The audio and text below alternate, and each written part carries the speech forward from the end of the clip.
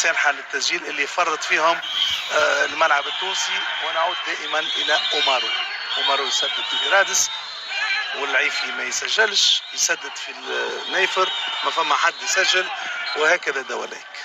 لا ما نجمش نلوم انا أومارو. اول حاجه الشهيد هذايا. لا اسمعني. شوف دوزيام ميتون كانت السيطره واضحه للملعب التونسي. كانت ثم طمأنينة في الخط الخلفي، اعطاه طمأنينة لوسط الميدان باش يعاون خط الهجوم. كان صمم امانه، خاصه كان الصحراوي كان في لي ديوال وفي لي بال ايريان. كان في الكرات الثنائيه كان هو فافوري، كان هو متواجد بقوه. ثم حركيه في الجهه اليمنى، شفنا حركيه في الدوزيام ميتون اكثر من البريمير ميتون بالنسبه للحناشي.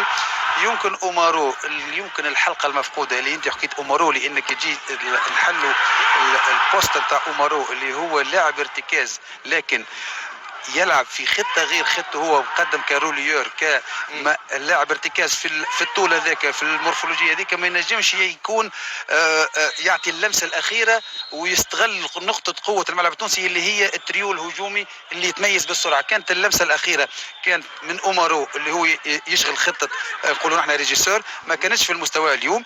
الملعب التونسي ضيع في الدوزيام ميتون، كان ينجم يخرج بنتيجه ايجابيه لانه شفنا الفرص، لكن التيسير كان ناقص. الريجيسور يسجل، ينجم يسجل. ما هو كي يكون ريجيسور، كي يكون جوور دو ميتيي، كي يكون هو، ما هو انا قلت لك اللاعب ارتكاز. أومارو كان لاعب ارتكاز. ما نقولوا احنا في الخط الامامي كان يمكن تنقصوا الذكاء في التعامل مع الكره ومع الفرص وكونسنتراسيون، خاصه اللي هي يتميز بها لافون سونتر اللي كان ديكالي شويه ويخدم، وكان ديفونس كان متمركز، وديفونس كان قوي في الليديال. كان يمكن الاكثر اهتمام يمكن جويني في التعامل مع الديفونس ومع الليديال.